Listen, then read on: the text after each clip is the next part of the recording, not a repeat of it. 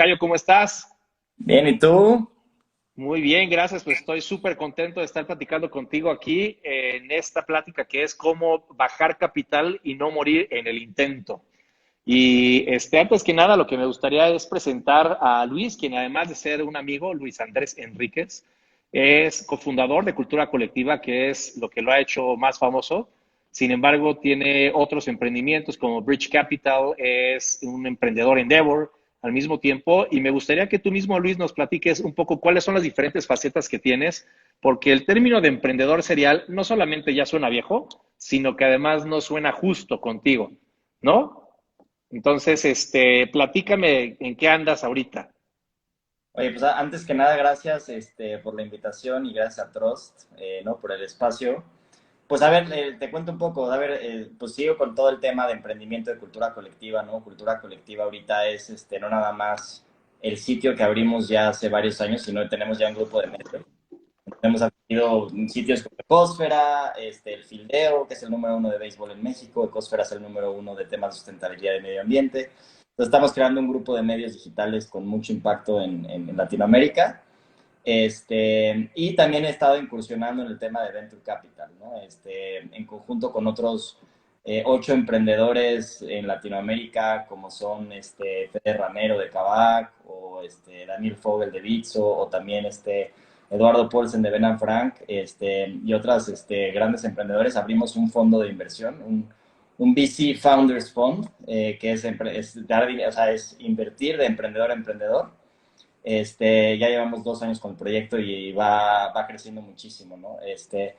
Y ya, digo, además de eso, también estoy muy clavado en temas de cripto, ¿no? Soy el presidente de una empresa que se llama Teger, que lo que busca es democratizar o regresarle el poder a la gente a través del el uso de los datos, ¿no? En vez de que los datos sean de las plataformas, digamos, sociales, el chiste es que los datos sean de nosotros mismos y nosotros tengamos el poder del uso de esos datos. Entonces, digamos que esas serían como las tres vertientes, emprendiendo en la parte de inversión y en la parte del mundo blockchain.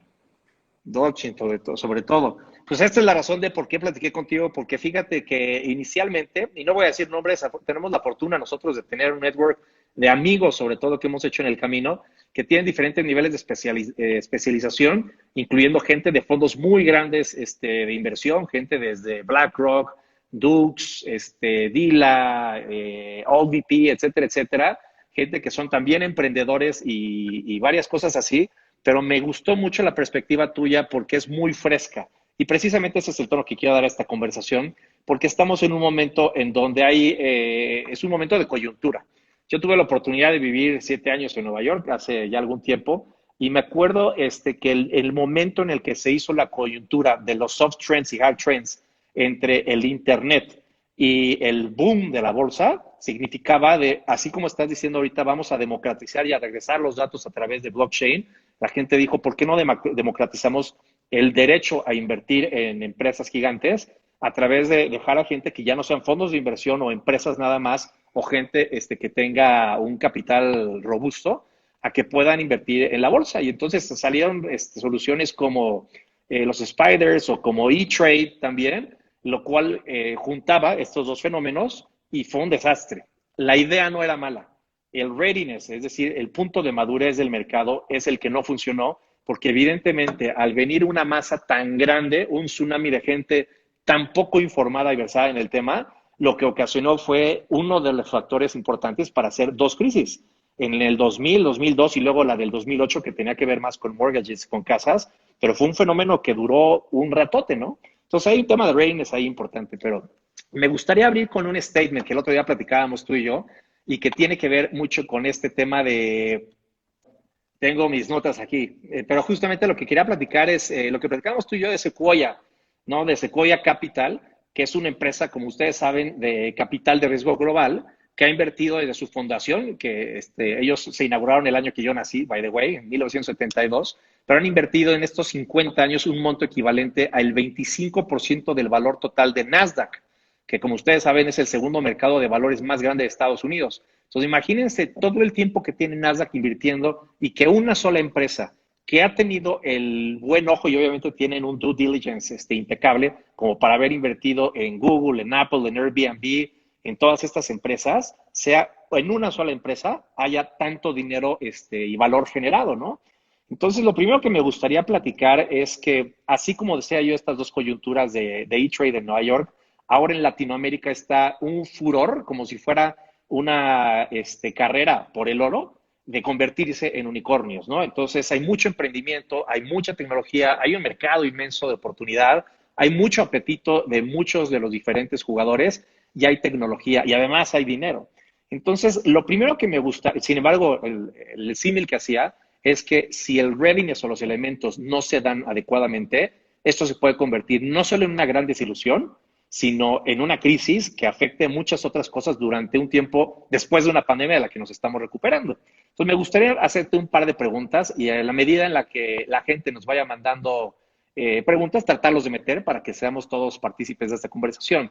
Platícanos en general, de una manera muy rápida, qué es capital de inversión. ¿Qué tipos de inversiones hay? ¿Está deuda, está capital, etcétera, etcétera? ¿Qué es lo que hay que saber de una manera muy cortita? Sí, pues a ver, o sea, lo primero que te diría es, justo hablando de la referencia que estabas dando sobre el tema de Sequoia, que es una empresa de capital de riesgo, creo que una de las grandes innovaciones, y creo que si vemos en perspectiva y volteamos a este momento en la historia, 100 años, ¿no? En el futuro y volteamos a ver en este momento, creo que una de las grandes innovaciones es el tema de capital de riesgo, ¿no? Porque tú puedes obtener financiamiento para tu empresa, ya sea que obtengas, ¿no? A alguien que te preste dinero, ya sea un banco o alguna persona que te preste dinero para financiar algún proyecto, o que eso era lo más tradicional en los años anteriores, ¿no? O quizás, ¿no? Algún familiar, algún pariente te dice, oye, yo soy tu inversionista de capital y entonces pone un porcentaje de tu compañía. Pero realmente a partir de todo el movimiento, ¿no? En Silicon Valley, por ahí de los 70 en donde pues muchos empezaron a apostarle a ideas, ¿no? Que es algo nuevo, ¿no? Que yo llego, te hago una presentación y sobre esa presentación tú confías en mí, en lo que voy a lograr, en una visión, en una idea y empiezan a invertir en ti. Eso pues digamos que ha empezado a transformar y ha generado pues empresas como, ¿no? Como bien lo veíamos en el tema de Sequoia, ¿no? Que invirtió en Apple, o en empresas que han transformado el mundo, ¿no? Entonces, yo creo que si volteamos a ver otra vez, ¿no? La historia, esta innovación de cómo se invierte el dinero de esta forma en creer en las personas, creer en estas ideas, es una transformación, digamos, tecnológica que se va a ver en la historia como un gran paso y que ha generado un crecimiento en términos pues, de capital y de muchas cosas que se han generado hacia adelante. Ahora, puntualmente, haciendo como, o respondiendo a la parte que estabas diciendo en Latinoamérica, ¿no? Sí, o sea, a ver, creo que hay varios datos muy importantes a platicar, ¿no? O sea, a ver, Latinoamérica, realmente el ecosistema emprendedor es muy pequeño todavía, ¿no? O sea, estamos hablando de un ecosistema que tiene 8 unicorns, ¿no? En el mundo hay, creo que el otro día salía la estadística que hay más de 1000 unicorns. Entonces estamos hablando de un porcentaje que no siquiera llega al 1%, ¿no? Del planeta. Hay otras estadísticas muy interesantes. El 2.7% del PIB, creo que eso salió el reporte en el 2021, lo generaron las empresas, los startups o las empresas de tecnología en la TAM. Cuando vas a Estados Unidos es el 50%, cuando vas a China es el 40%. Entonces estás hablando de que la TAM todavía sigue siendo algo muy, muy pequeño de lo que es todo el otro, ¿no? La otra parte del mundo, ¿no? Oye, Entonces, Tocayo, un favorzote, se te apagó la luz que tenías enfrente y te ya, vemos como sombra. Si la puedes prender otra vez, está bien. Y me gustaría aprovechar para interrumpirte en el dato que dices. Tengo un amigo que se llama René, que es financiero, y él dice, los números no dicen mentiras, pero pueden ayudarte a contar historias, ¿no? Entonces, algo interesante aquí es que hay un ratio de que salen dos unicornios cada trimestre en Latinoamérica. El tema es que empezaron muy tarde, pero si te fijas, del año pasado para acá ha empezado a incrementar eso. Entonces yo creo que es un poquito en línea con lo que estás diciendo, pero de que está empezando a moverse esto y habiendo interés y a darse las cosas, creo que sí es así, ¿no? Aunque tiene razón, comparado con otras economías regionales, es apenas una fracción. yo creo que hay dos cosas que están pasando en Latinoamérica muy puntuales, ¿no? La primera es que después de COVID, digamos que ya el tema geográfico empieza a carecer de relevancia. Entonces, ya no necesitas invertir en Silicon Valley para que, ¿no? Para que generar un network, ¿no? Ya todos nos podemos conectar a través de Zoom y tener un network y platicar con gente hoy en Estados Unidos, en China, en Canadá, en donde sea. Entonces, como el tema geográfico empieza a no ser tan relevante, entonces como que, digamos, si el capital estaba casi concentrado en Estados Unidos o en Silicon Valley, ahorita se empieza a desconcentrar y entonces no nada más está pasando en Latinoamérica, sino está pasando en otras regiones. Y luego hay una segunda parte en la que creo que hay una oportunidad muy particular latinoamericana. Siempre hemos tenido gobiernos que de cierta forma no son tan eficientes para resolver problemas sociales o problemas en Ujú. general. Y de repente, justo en este momento en la historia, tenemos nuevas tecnologías que nos permiten justo disrumpir industrias completas, ¿no? O sea, en la TAM hay que disrumpir la industria de finanzas entera, hay que disrumpir la industria de movilidad entera, ¿no? En Estados Unidos tienes que encontrar nichos para emprender, ¿no? En la TAM hemos visto el fenómeno de Kavak, ¿no? O sea, es Ujú. difícil que los gobiernos y por la historia que tenemos vayan a solucionar los temas de movilidad, ¿no? Entonces llegan nuevas compañías y lo hacen, ¿no? O la clásica historia de FinTech. ¿Por qué FinTech está booming en todo el mundo, pero más particularmente en la TAM? Pues lo que sabemos, ¿no? O sea, donde más dinero sacaban los bancos en el mundo es Brasil y México. Ahí salía, digamos, todo el mundo pues, habíamos visto 70,000 reportes en el periódico de los profits a nivel mundial más grandes de BBVA, de los bancos en México y luego en Brasil. Y de repente tienes estas neobancos que digamos que están explotando en todo el mundo, pero particularmente en la TAM tienen mucha más oportunidad, ¿no? Otra vez, combinación entre ineficacia gubernamental y nuevas tecnologías. Y eso solamente se está dando como en la TAM, ¿no? Entonces, creo que esas dos tendencias, ¿no? Como la irrelevancia geográfica y esta otra tendencia de disrumpir industrias completas están dando una oportunidad particular en Latinoamérica. Oye, ahorita que regresando al tema de Sequoia y construyendo sobre lo que tú dices, me encanta el propósito o el MTP que tiene Sequoia, porque es We Help the Daring Build Legendary Companies. Entonces, me gusta mucho de que el enfoque no es el dinero disfrazado de valor, sino que dice, si tú te atreves, vamos a hacer, como tú le dijiste, Legendary Companies no se trata de las que hicieron más dinero, sino más bien las que estuvieron cambiando, las que están actualmente cambiando el mundo. Y lo que me gusta mucho de esta conversación donde le estás llevando, Tocayo, es que no es el generar dinero por dinero, sino más bien el que ya ahorita se han diversificado muchos fondos, que existe, por ejemplo, el Impact Investment, ¿no? Todo ese tema en donde te dice los criterios del tipo de empresas en las que vamos a invertir tienen que generar un impacto positivo. Y esto tiene una doble lectura, no doble moral, pero sí más bien como un enfoque en donde los grandes mercados que hay ahorita son las comunidades desatendidas, que son probablemente la mitad de todo el planeta. Entonces, si te fijas, son negocios de volumen, donde hay mucho dinero que hacer, pero al mismo tiempo se convierte en un círculo virtuoso, porque para hacer tanto dinero tienes que ayudar a una cantidad mayor todavía, ¿no? Entonces, creo que esa es una coyuntura que me gustaría agregar a lo que acabas de decir, en donde se está descubriendo esa fórmula y ahí es en donde salen muchos fenómenos de empresas que están dirigidas a la base de la pirámide, ¿no crees?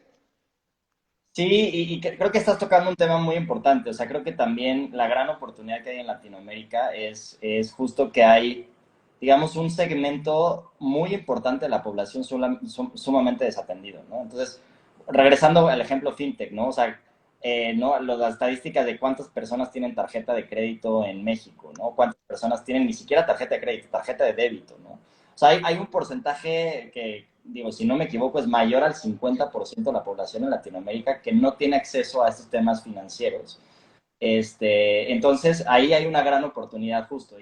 Y creo que muchos de estos emprendimientos, como dices, no nada más es apoyar a, ¿no? a que un emprendedor, ¿no? Se vuelva unicorn y entonces salga en las noticias y entonces todo el mundo alabe al nuevo unicorn en México, sino más bien es que todo este movimiento está ayudando a que, ¿no? Millones de personas en Latinoamérica tengan acceso a temas financieros, tengan acceso a nuevos temas de salud, nuevos temas de movilidad que antes no tenían, ¿no? Entonces yo creo que así como Sequoia se tardó, no sé, quizás 40 años en tener el 25% del mercado de tecnología o apoyar a la creación de valor del 25% del mercado de tecnología en Estados Unidos, creo que en Latinoamérica apenas estamos empezando a construir estas primeras compañías que yo creo que pueden transformar Latinoamérica en el futuro. A mí me da mucha ilusión pensar que este movimiento de empresarial y de emprendedores en Latinoamérica puede transformar la región, digo, y estoy pensando a largo plazo, ¿no? En los siguientes 20 años, y que la región se vea muy diferente, con mucha más participación de todas las personas, mucho gracias a esta iniciativa privada, ¿no? Oye, fíjate que nos están haciendo preguntas muy interesantes. Fede Vega, que nos está visitando, se está conectando desde Chiapas, nos pregunta cuándo sí o cuándo no conviene levantar capital, ¿no? Y de qué tipo, cómo consideras o cuáles son las preguntas básicas, ¿no? Porque a lo mejor a muchos les da miedo y tú les dirías, oye, ya estás listo, claro que te faltan elementos, pero llégale y viceversa, ¿no? ¿Cuál sería tu recomendación o los criterios? Yo creo que, a ver, depende, hablando otra vez del tema de capital de riesgo, yo creo que hay algo muy importante. No todas las compañías están diseñadas para tener dinero de capital de riesgo, ¿no? Entonces, eso es algo muy relevante, ¿no? Porque creo que luego creo que hay un como hype y toda la gente lo que dice es, oye, lo que quiero es salir en las noticias de que me acaban de invertir una nueva evaluación y ahora valgo tanto, ¿no? Realmente lo importante y lo primero que hay que darse cuenta es si la empresa tiene el concepto de escalabilidad, ¿no? Y cuando hablamos de escalabilidad es qué tan rápido puede crecer el ingreso o el negocio sin necesidad como de una interacción tan humana o de la mayor forma tecnológica, ¿no? Y para poner ejemplos para hacerlo más tangible, ¿no?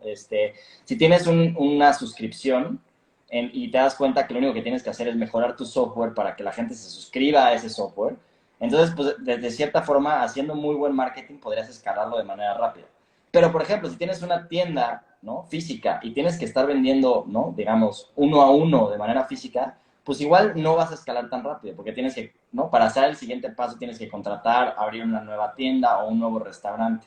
Entonces, ese tipo, o sea, lo primero es identificar eso. Oye, mi negocio tiene la capacidad de crecer aceleradamente. Si sí tiene la capacidad de crecer aceleradamente, me conviene irme por el tema de capital de riesgo. Ahora, el capital de riesgo también es muy riesgoso para el emprendedor, porque o sea, el emprendedor depende de levantar o de volver a financiar con una nueva ronda de inversión, porque todo el tiempo está perdiendo dinero, ¿no? Porque lo único que hace es crecer, crecer, crecer las ventas, pero sigue perdiendo dinero, no genera utilidades, con la promesa de que en el futuro, en muchos años, va a generar utilidades. Pero en una de esas, no lograron un siguiente levantamiento y muere la empresa, nunca generó utilidades y se quedó sin nada. Entonces también es la ventaja de una empresa más tradicional, ¿no? Una empresa más tradicional igual no levanta capital de riesgo, pero puedes ir poco a poco teniendo utilidades y creciendo un negocio más patrimonial. Entonces creo que lo primero es Sí. distinguir, no todo es capital de riesgo, y, no, y tampoco está mal tener un negocio patrimonial, ¿no? Que ahora todo el mundo quiere ser emprendedor de alto impacto y creo que el alto impacto no se define por cuánto dinero bajas, sino con cuánta gente realmente le generas un valor agregado diferente, ¿no? Oye, qué interesante punto de lo que acabas de decir, porque, a ver, una pregunta muy concreta. Yo me acuerdo hace como 30 años una conversación de alguien que se sentaba junto a mí en uno de mis primeros trabajos y que estaba emocionado porque decía, hablamos con un señor y nos dijo que si nos queremos asociar y ser parte de la empresa y venía súper emocionado. Y alguien de Canas se acercó y dijo, oye, ¿y te dijo las obligaciones que tú tienes?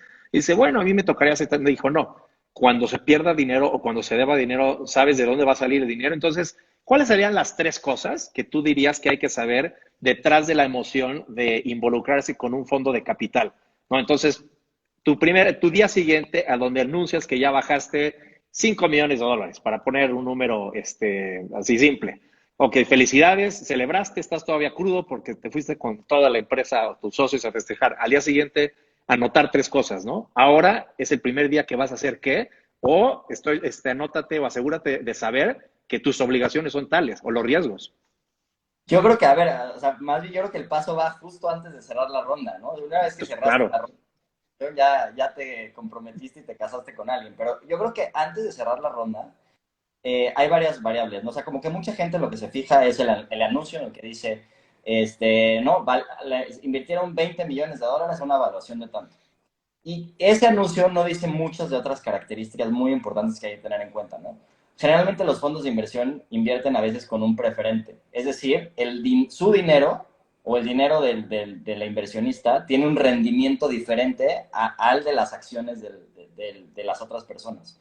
Entonces, hay veces que hay preferentes, por ejemplo, que son del 8% anual. Entonces, imagínate que yo invierto 10 millones de dólares con un 8% de rendimiento, pues mañana, si la empresa, o sea, ya mi dinero no vale 10 millones, vale 10 millones más el 8% el siguiente año. Y tus acciones siguen valiendo lo mismo, a menos que hayas levantado más capital. Entonces, mucha gente, ahorita lo que pasa es que con tal de anunciar, ¿no? El emprendedor que está levantando más dinero y a mejores valuaciones, aceptan preferentes de porcentajes loquísimos, ¿no? 20%, 30%. Entonces suena muy bonita la imagen que se publica en redes sociales o en internet, Sin embargo, por atrás, al final, si el emprendedor no logra crecer 300% al año, todo el dinero se va para el fondo de inversión. Entonces, lo primero que diría es, hay que tener mucho cuidado con el concepto del dinero preferente o el tipo de acciones que tiene el inversionista.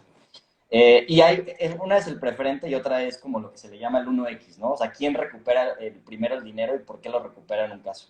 Y como siempre, creo que un gran error del emprendedor es que hay un bias, ¿no? Tendemos a pensar que todo es posible, ¿no? Y entonces nunca piensas en los escenarios negativos. Y es súper Claro. importante, oye, si esto no funciona, si me va súper mal, ¿cuáles son las consecuencias? Y también analizar esas oportunidades. Porque son posibilidades, por más optimista y por más que estés construyendo un sueño y todo eso, es muy relevante. Y la tercera que diría sería como el tema de los minority rights, ¿no? Casi siempre los inversionistas de capital de riesgo no tienen la mayoría de la compañía, tienen un porcentaje pequeño, pero siempre negocian derechos de minoría, ¿no? Como, oye, pues yo puedo decidir cuánto, ¿no?, sueldo tienes, yo puedo decidir si, ¿no?, si cambias el negocio, yo puedo poner límites a la cantidad de dinero que pides prestado. Entonces es muy importante pensar en todas esos minority rights, ¿no? Control, claro. Cómo negociar con ellos. Oye, a esto me recordó a una conversación que tuve una vez con un amigo, uno de mis mejores amigos, un brother del alma, cuyo nombre no voy a decir porque anda por aquí, y precisamente por eso me acordé del nombre, de la pregunta. Y me decía, cuando tú hagas un modelo de negocio que sea altamente escalable y que tenga un elemento digital, avísame y pongo yo el dinero y además te traigo más dinero. ¿Dónde le dirías que puede invertir? Es decir, ¿en qué fondos? Ya hablando de nombres específicos, ¿y en qué áreas? ¿Qué tipo de negocios? O literalmente aventemos nombres, ¿no? De empresas. ¿Cuáles son las que ahorita pudieran ser una buena oportunidad y en qué fondos? Pues vea, o sea, creo que el primer punto es, o sea, creo que hay dos maneras del lado del inversionista, ¿no? Hay dos maneras de invertir. O tú inviertes a título personal, y si uno invierte a título personal en diferentes empresas, hay que tener mucho cuidado con la diversificación.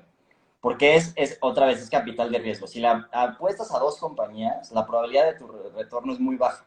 Tienes que diversificar, por ejemplo, generalmente los fondos de inversión hacen mínimo 10 inversiones, ¿no? Los fondos ya un poquito más de serie A, que, ¿no?, un poquito más grandes. Los fondos de capital semilla, o sea, cuando están empezando las empresas, hacen mínimo unas 20 inversiones. Entonces, el tema es, si lo vas a hacer solo, no le pienses en dos empresas, mínimo piensa en 10 que vas a invertir. La opción Claro. B, oye, pues voy a delegarle a un equipo que ya conozca hacer esto, porque ellos tienen más expertise de la selección de empresas, porque le van a llegar muchas más posibilidades de inversión, y entonces inviertes más bien en un fondo de inversión, ¿no? Y el fondo de inversión se encarga de manejar esa inversión por ti. Yo te diría que, a ver, en México hay muy buenos, o sea, han habido muy buenos fondos que han crecido con el tiempo. Yo te podría hablar que Nazca me parece de los mejores fondos que hay en México. El otro que te diría es Cometa, me parece que también son un gran fondo que antes era Baril. Y quizás Dila, que ha reportado unos rendimientos espectaculares en sus últimos fondos, me parecen buenísimos. Y Por obviamente arriba como del 50%, ¿no?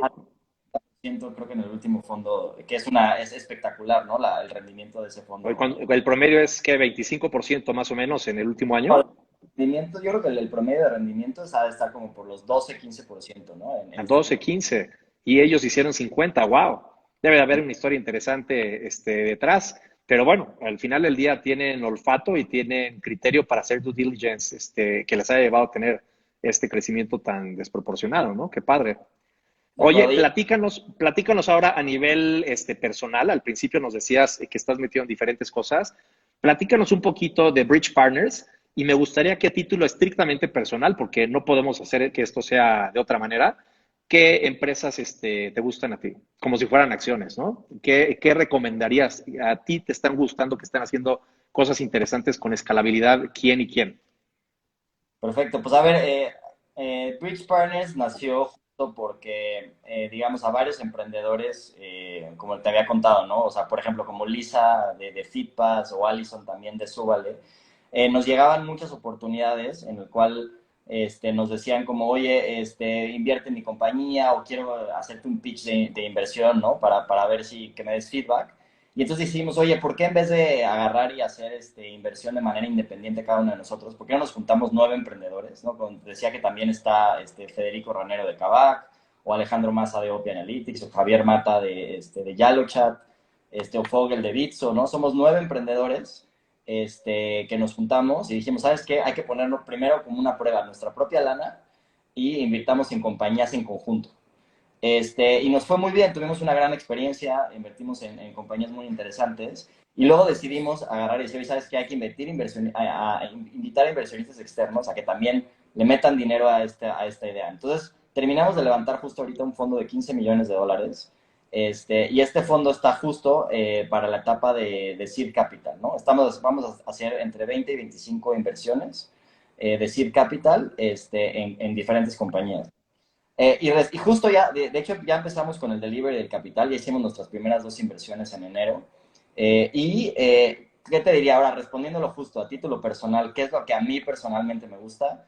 Yo veo grandes oportunidades, te diría, para mí, la parte de property tech, ¿no? Que todo es la tecnología alrededor de real estate, que no es compra de casas ni nada que ver, sino más bien es, por ejemplo, plataformas como Aptuno, que es una de las que invertimos en el fondo uno, que lo que hacen es, tienen un sistema en el cual tú, en vez de, o sea, ya puedes rentar una casa en esa plataforma de largo plazo, como si fuera un Airbnb, pero de renta de largo plazo en México. Hay una posibilidad de irrumpir un mercado tan antiguo y tan anticuado como el del real estate en Latinoamérica. Para mí, Property Tech es el nuevo fintech de la TAM y así lo vamos a ver en los siguientes Wow. años. La otra que veo muy interesante es el tema de educación. O sea, creo que Platzi, por ejemplo, ha venido a demostrar cómo el tema de educación se puede dar de una manera muy diferente. Y creo que con todo el tema también de pandemia y de COVID, estamos viendo cómo se está disrumpiendo por completo cómo estamos aprendiendo, ¿no? Creo que la gente ya va a las universidades para tener un título y que ese título le dé cierta validez, pero realmente terminas aprendiendo mucho más en artículos que lees en internet, en videos que ves en internet. Y quizás con el tiempo estas plataformas de educación tecnológica tengan mucha más relevancia que lo que vemos ahorita. Va a llevar más tiempo, pero ese es otro sector que veo increíble. Y el tercero que te diría sería el tema de blockchain, ¿no? Y cuando digo blockchain no es invertir en criptos, no, como que todo el mundo habla de cripto y creo que ese es el layer más superficial y nada más lo más chiquito que hay en todo lo que es blockchain. Para mí hay una oportunidad gigantesca. Es como el Internet hace 30 años, ¿no? Justamente estamos viviendo esta nueva fase en la que se está transformando el Internet de 2.0 a lo que ahora le llaman el Internet 3.0. Y creo que así como nacieron hace 20, 30 años Microsoft, Apple, Facebook, ¿no? Google, creo que estamos ahorita viendo las compañías que van a ser, ¿no? En los siguientes 20 años, en esta nueva generación, van a estar naciendo ahorita. Entonces hay una gran oportunidad para invertir en blockchain. Fíjate que el otro día tuve la oportunidad de platicar personalmente con Salim Ismail, que como tú sabes es el autor de todo el modelo de Exponential Organizations. Y una pregunta que surgió en nuestra conversación era ¿cómo sabes tú cuándo una tecnología va a ser simplemente una fachada o va a ser algo efímero y cuándo de verdad va a pegar? Entonces platicábamos del tema de readiness y él decía, hay un patrón en donde indica que le toma 19 años a una nueva tecnología o tendencia el pasar primero del boom en donde todo el mundo habla y hay clases y hay modelos, etcétera, etcétera. Después, la gran mayoría, salvo algunas excepciones, pasan por un momento de decepción. Estamos hablando de cryptocurrency y otras cosas, las impresoras 3D, el metaverso. Esas cosas parecería que van a pasar a un momento en donde pasó la emoción, la realidad aumentada, ¿no? Y después no pasa nada. Eso no significa que no sirvan, significa que se tiene que dar un número de coyunturas, de jugadores, de elementos, de regulaciones para que pueda salir a flote. Después de esa segunda etapa, en donde hay esa supuesta desilusión o que parece que se aplana la curva, es en donde empiezan a surgir todos estos elementos a coincidir y en donde empieza a popularizarse algo para que pueda ser más accesible a más gente. Ahí es en donde se da un momento de escala. Y a partir de ahí es en donde ya cuando la mayor parte de la gente se puede acceder con la mayor cantidad de usos, es en donde ya da un momento de disrupción. Entonces me hizo muy interesante ese punto porque ahorita uno de esos temas es el metaverso, ¿no? Que ahorita todo el mundo ya está viendo dónde compra su casa, hay trabajos que están pagados, se está vendiendo tierra, si se le puede llamar así, pero hay muchas cosas que pueden llegar o no a suceder ahí. Sin embargo, los que estás mencionando tú son cosas que se pueden combinar con muchos otros, como por ejemplo, temas de si combinas la salud con un modelo de volumen de la base de la pirámide, resuelves temas que son de interés nacional para cualquier país de Latinoamérica. Entonces, el mercado está gigante, hay fondos federales y fondos soberanos interesados en que es parte de la responsabilidad del gobierno, pero al mismo tiempo, si lo ven ellos como una inversión, son fondos en donde pueden reinvertir ese dinero para poder generar más capital para los diferentes gobiernos, ¿no? Y ahí es en donde sí era interesante todo esto que estamos platicando, de fondos, de vehículos, etcétera, etcétera. Ya son las 7:30 y prometimos que íbamos a hacer algo muy puntual para que fuera una cápsula más contenida. Nada más hay una pregunta que está haciendo Gerardo Ibarrola. Gerardo Ibarrola nos dice qué se ve a nivel de innovación y de futuro para los fondos. Y lo que dices, por ejemplo, el crowdfunding no son fondos de capital, pero es una manera de resolver la necesidad de fondear operaciones nuevas. Y después sale donadora, etcétera, etcétera. ¿Qué opinión te guarda al respecto, no? ¿Hacia dónde va este mundo? Y fíjate que ahí está, creo que la conversión de los dos mundos. Yo creo que el futuro de los fondos de inversión está completamente relacionado con el tema de blockchain. Y porque hay un concepto en el blockchain que se llama las DAOs, que son las Ah, Decentralized claro. Organizations. Y literal es lo mismo que un fondo de inversión, si lo pensamos, pero en el blockchain, ¿no? Y entonces, ahorita, ¿qué pasa con un fondo de inversión? ¿No? Tienes la virtud de que puedes invertir en un fondo que te genera rendimientos, como hablamos del de Dila, del 50% o el promedio de 12% en otros fondos, pero el dinero no es líquido, ¿no? O sea, tienes que esperarte 8 o 9 años a que haya salida, se vendan las compañías o salgan a bolsa o diferentes cosas. Pero lo interesante de hacer una DAO es que tú puedes meterle, puedes meter criptos y ser inversionista de esta DAO. Y esta DAO invierte en compañías, ¿no? En diferentes compañías. Y como estas compañías también están en el blockchain, pues el dinero es completamente líquido. Lo puedes sacar y meter cuando quieras. Entonces, hay una como fluidez de la inversión, tanto de los LPs o de los inversionistas en esta DAO, que es la nueva versión de los fondos de inversión, como en las mismas dinero que tienes en las compañías a través de la DAO. Entonces, para mí, el futuro, o sea, vamos a ver muchos fondos que van a empezar o a sacar sus propias DAOs o se van a transformar y convertir en DAOs en el futuro, ¿no? Ese yo creo que es donde está la innovación en los fondos de inversión de capital de riesgo. Sí, tienes razón, todo esto de los smart contracts y todo eso que viene de la mano de los DAOs, no solamente da para el futuro de fondos de inversión o de cómo capitalizar operaciones y proyectos, sino que tiene que ver también en cómo operar empresas que puedan ser automatizadas y que los mismos protocolos sean los que agilicen operación y agilicen además el manejo de recursos. Así es que yo lo tengo en lo personal muy echado el ojo a este modelo de DAOs porque creo que así como blockchain es algo que va a ser un árbol de un montón de cosas que puede suceder. Así es que es momento de cerrar, pero no sin antes el agradecerte por tu tiempo, Tocayo, y felicitarte por este nuevo proyecto que tienes de Bridge Capital, que ya tiene un par de años funcionando, que ya tiene un track record y sobre todo que está diseñado de emprendedores para emprendedores, apoyado por los grandes fondos de inversión para que no se trate de jugar, pero sí al mismo tiempo de saber cosas desde el interior, ¿no? De cómo manejar. No es un tema nada más de sensibilidad, sino es un tema de callo más bien y de feeling. Así es que te deseo mucho éxito. Espero que podamos colaborar prontamente Trust y Bridge Capitals. Y como siempre, agradecerte tu tiempo y el compartir tu visión y tu innovación sobre todo con nosotros. Buenísimo, pues muchas gracias por la invitación y un gusto colaborar con Trust. Perfecto. Nos vemos próximamente. Muchas gracias a todos los que participaron. Para todos los que se perdieron esto, vamos a estar retransmitiendo esto en diferentes plataformas, en Cultura Colectiva, en la de Frost, para que puedan verlo en diferentes medidas. Y cualquier cosa que necesiten, por supuesto, pueden atender directamente a Luis Enríquez para que puedan ver cuánto dinero se puede invertir en. Bueno, de una vez dinos, ¿se puede decir cuál es el ticket de entrada para Bridge Capital? ¿O es by invitation only? Para las empresas, digo, para cualquier emprendedor que quiera, ¿no? Que tenga financiamiento de Bridge, del fondo de capital que armamos, estamos invirtiendo tickets entre 300 y 500 mil dólares y buscamos empresas que estén en la etapa semilla, ¿no? Que estén justamente empezando, que no sea una PowerPoint presentation, sino que ya tengan un poquito de tracción y que justo estén empezando, ¿no? Entonces, creo que a todos los emprendedores que tengan ahorita empresas en esa etapa, sería buenísimo que nos mandaran información, ya sea a mí directamente por Instagram o directamente a Patricio, ¿no? Es que patricio@bridgepartners.biz. Excelente. Pues muchísimas gracias otra vez, Tocayo. Nos vemos próximamente. Un abrazo y un saludo para todos. Muchas gracias por acompañarnos. Gracias.